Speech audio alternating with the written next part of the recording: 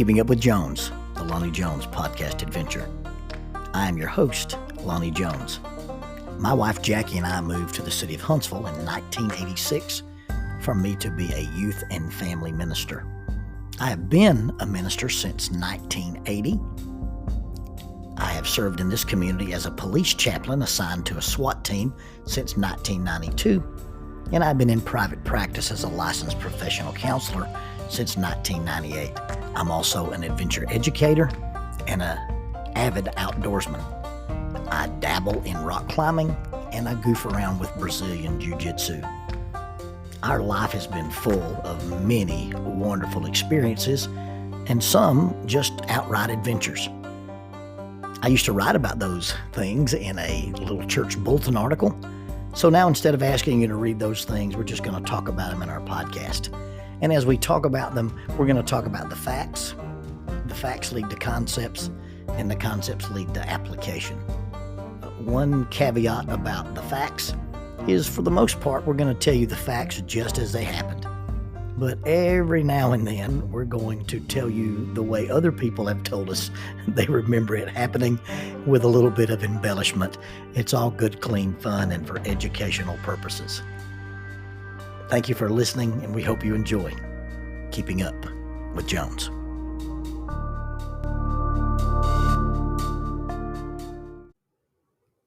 The Jack Zorn Scholarship is named after the founder of Lads to Leaders, who is also a Faulkner alumnus. This scholarship is meant to help address the minister shortage in the Churches of Christ.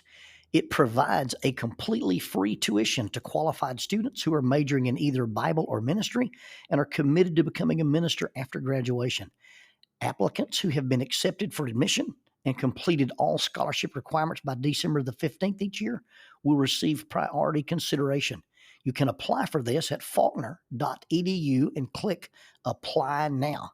Faulkner.edu, click Apply Now, or for more information and a review of the requirements, visit faulkner.edu/Zorn, Z-O-R-N, faulkner.edu/Zorn, or contact admissions at faulkner.edu. Faulkner University is a sponsor of Keeping Up with Jones, the Lonnie Jones podcast adventure.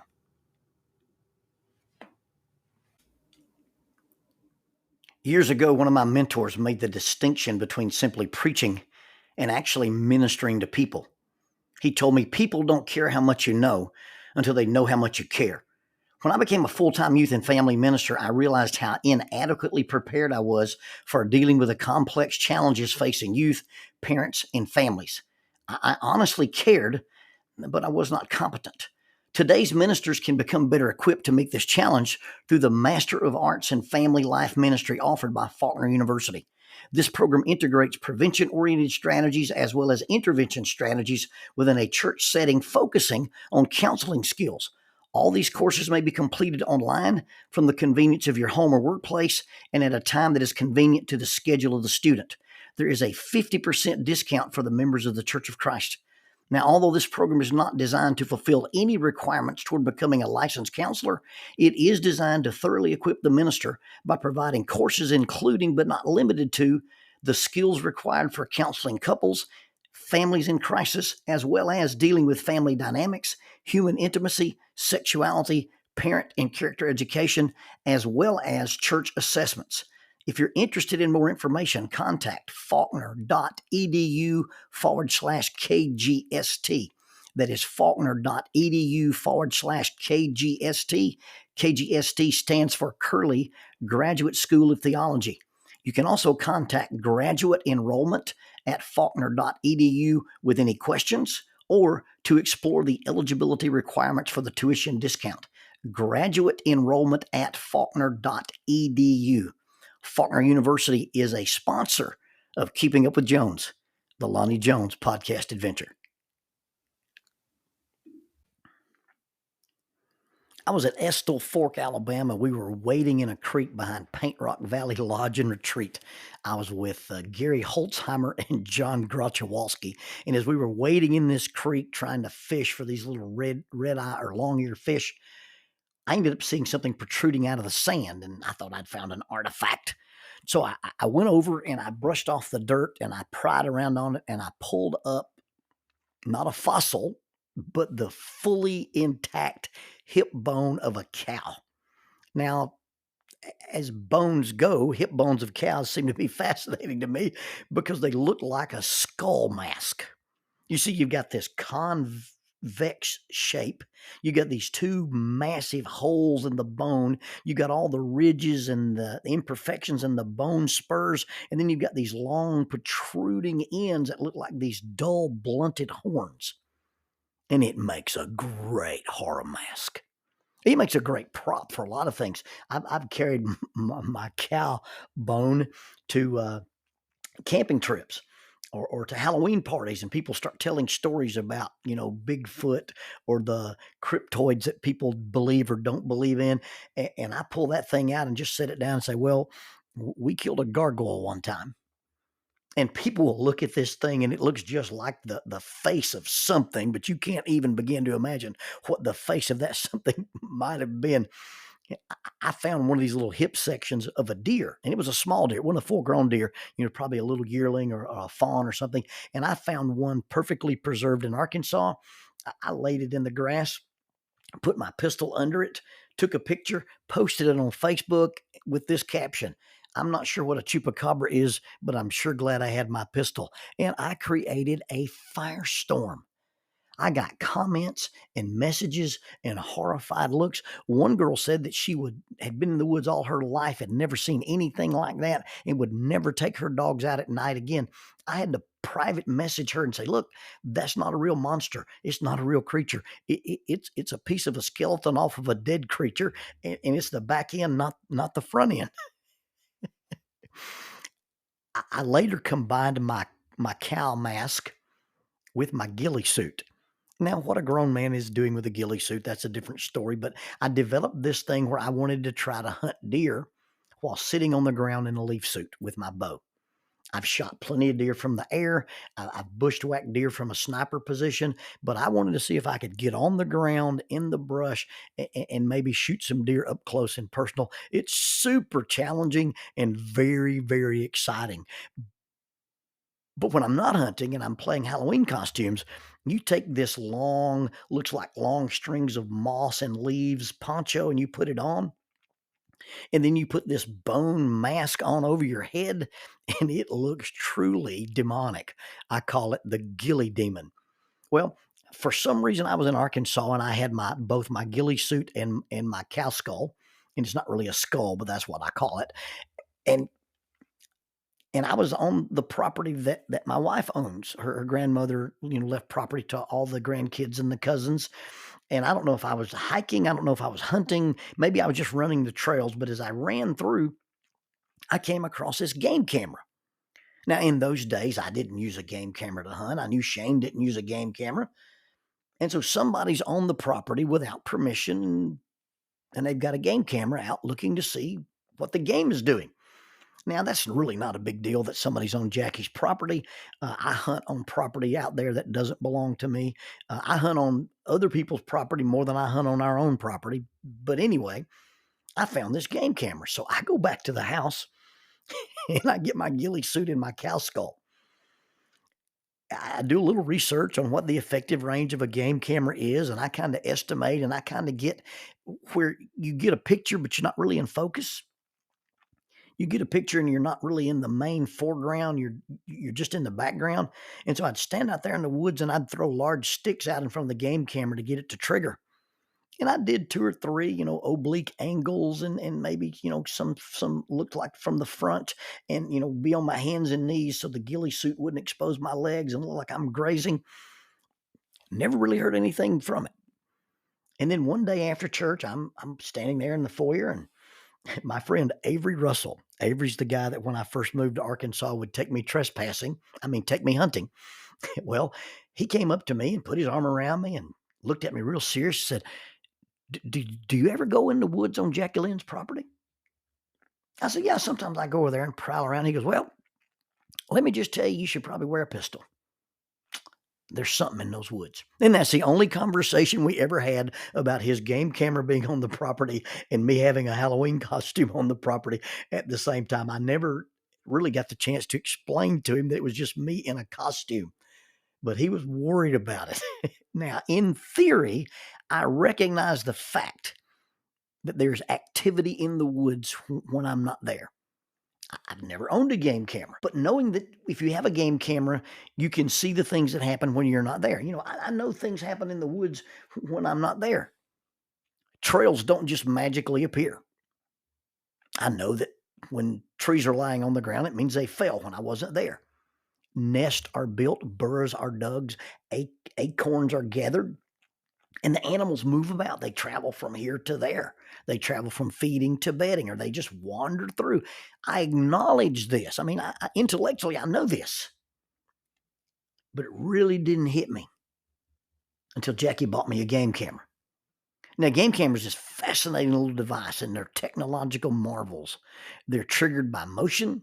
They see in the dark.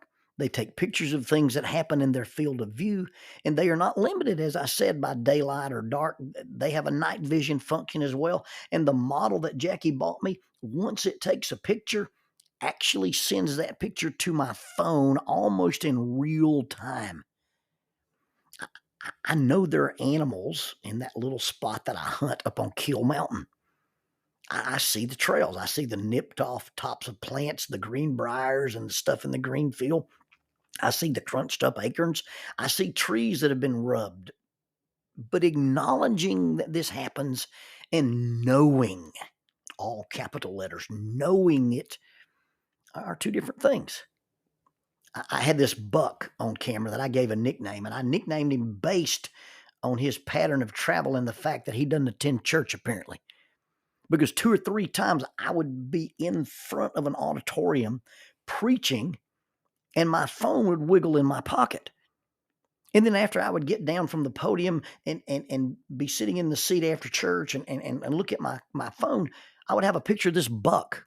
And 2 or 3 Sundays in a row while I'm trying to preach, he's up there gallivanting around in front of my game camera having his picture taken. He needs to be in church at 10:30 while I'm in church, and we need to decide to meet up there when neither one of us needs to be in church so I can hunt him. But he's prancing around and parading in front of my game camera while I'm preaching. Now, it's not particularly inspiring for me to see a picture of a deer in the dark. Now, I get lots of pictures of deer in the dark. I'm glad the deer come by. I like to see, if there's antlered bucks there, I like to see what's going on. What's interesting is when you see a picture of a deer in the daylight. You see, when a deer shows up in the daylight, you realize, if I'd been there today, you get up and you think, I'm not going to hunt today, or it's too windy, or it's too foggy, or whatever, and you choose not to go, and then that game camera wiggles, and you have this pit in your stomach and this hollowness in your chest, and you realize, man, if I'd only been there. You see, a lot happens when you're not there. The deer walk through and browse. That little fast hawk comes and lands in the same tree. The selfie squirrel shows up and shows out like he actually knows there's a camera there. Occasionally you see a fox walk by. You see the family of raccoons. The coyotes come through. I've seen a bobcat every now and then, and there's one guy up there who has a game camera. He's got a picture of a mountain lion on it. But the fact that I'm not present doesn't mean that the action stops. Because I'm not present doesn't mean that there's no activity. My not being present doesn't mean nothing's going on. I wonder what it would be like. I wonder if it would do us any good, wake us up, change our action or our perspective if we could have an emotional or spiritual game camera. I wonder what it would do for us if we just had some insight into what's going on and what we're missing when we're not present. What do we miss when we're not there, when we're not engaged, when we're not paying attention? You see, there could be any number of theirs. There could represent worship or work or service opportunities or just being present with your friends or your family. Any number of theirs where we miss the opportunity to act. We miss the opportunity to do something, or we miss the opportunity to be engaged. And you see, even if we're not there, even if we're not present, these things continue to happen. Being absent doesn't stop them or prevent them. If we're not there, we're not present, we just miss them. We miss the event, we miss the opportunity. You see, an emotional or spiritual game camera would be so valuable to show us what we're missing, and that even though things go on, we would even see that what we missed. You may be reminded from time to time that you missed out, or you weren't present. But one of those days, those reminders are going to run out of batteries. You see, even my game camera has to be recharged every now and then, and it quit sending me pictures and reminders of what was happening when I wasn't there. Even without the game camera, I've been there but not been present. And there's a subtle distinction between there and present. You see, even without the game camera, I've been in the woods and been bored, sleepy, distracted, caught reading a book or looking at my phone, and allow things to happen around me, sneak up on me or sneak by me or get past me, and never really paid it the proper attention. I've been in the woods and not actually had the right mindset to hunt. I've been hunting with people and sometimes forgotten that the people were the reason we were hunting. We weren't hunting people, but we're hunting with people. And I've explained this to my brother. I said, hey, when his kids were little, I said, you can take your kids hunting or you can go hunting, but you can't do both. Well, the same is true about grandkids. You can hunt or you can take your grandkids hunting, but you can't really do both. And when you take your grandkids hunting, it's more about snacks and letting people talk and answering questions and asking questions and telling stories and taking naps. And then if you get to shoot a game animal, it's fine. Gunner and I have been hunting many times and all we did was shoot acorns. But the reason for being there is to be with them, to be engaged. And if you take somebody hunting or fishing or wherever, that classic line from the movies where the dad on the vacation says, and we're going to have a good time. Well, you don't force that. It's just organic. But if you're there and you're frustrated or impatient or irritated and you don't enjoy the experience, you might as well not have been there because you weren't present. John Gottman kind of talks about being there when he talks about bids for affection. And it's not the big moments or the quality time that we miss. It's the times that we miss. Not the quality time, but the times we miss. The times we could hold hands, walk to the mailbox, ride to the store together, ask people or people ask us to engage, and we can be present with them by watching the same show, by eating at places we don't really like, but just to go there to be with them, doing something trivial. Ladies, we don't always want you to help us, but we like you to watch us when we do stuff. We like you to watch us and talk to us while we're in the shop building or making or doing or piddling. And we want to tell you about it after we've done it. That's what being present is about. Those are bids for affection. And let's admit, being in the same room is not the same as being together.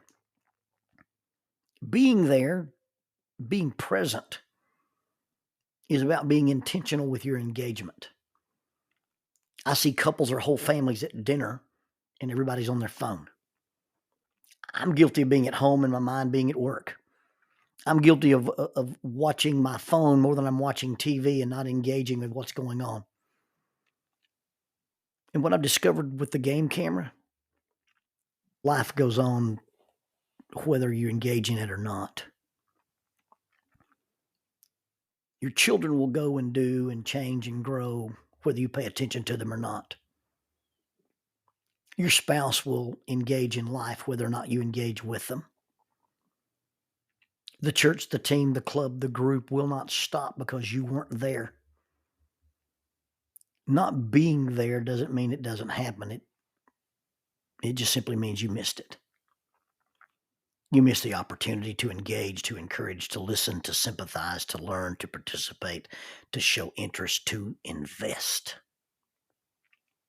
with your spouse, with your children, with your friends, with your siblings, with your parents, with your community, with your church. Attentive, focused, intentional, and purposeful.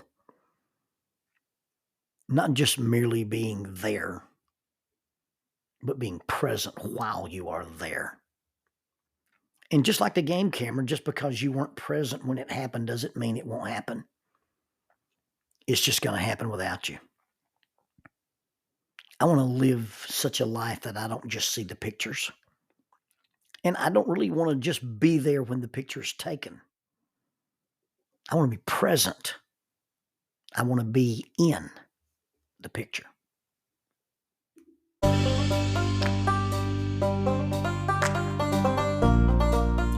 Using the tool of shortwave radio, World Christian Broadcasting literally covers the world every day with the gospel. They use 2 large curtain antennas. One is located in Anchor Point, Alaska, and the other in Madagascar. They send out messages that are recorded at their international home in Franklin, Tennessee. They make available 40 hours of broadcast every day. The broadcasts are made in English, Chinese, Russian, Spanish, Portuguese, Korean, English for Africa, and Arabic. They would love for your group to visit them. You can bring your ladies group, your youth group, or your men's group. Just give them a call at 615-371-8707, 615-371-8707, or you can go to 3Ws.worldchristian.org, find the Donate Here button, and make a financial contribution to support this work that literally covers the world every day with the gospel. World Christian Broadcasting, in cooperation with Keeping Up with Jones, the Lonnie Jones podcast adventure.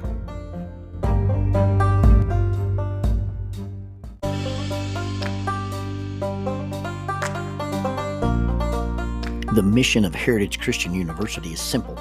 They aim to advance the churches of Christ by equipping servants through undergraduate and graduate programs. Heritage Christian University produces effective communicators of the gospel, focusing on evangelism and a commitment to Scripture.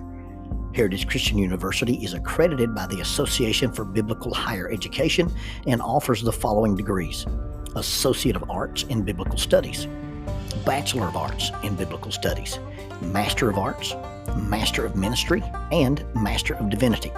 Since 1968, Heritage Christian University, formerly International Bible College, has offered affordable degrees in biblical studies, allowing graduates to thrive in their ministries without the burden of loan debt after graduation. For more information about Heritage Christian University, visit www.hcu.edu. That's 3 W's and a dot, hcu.edu. Heritage Christian University is a sponsor of Keeping Up with Jones, the Lonnie Jones podcast adventure.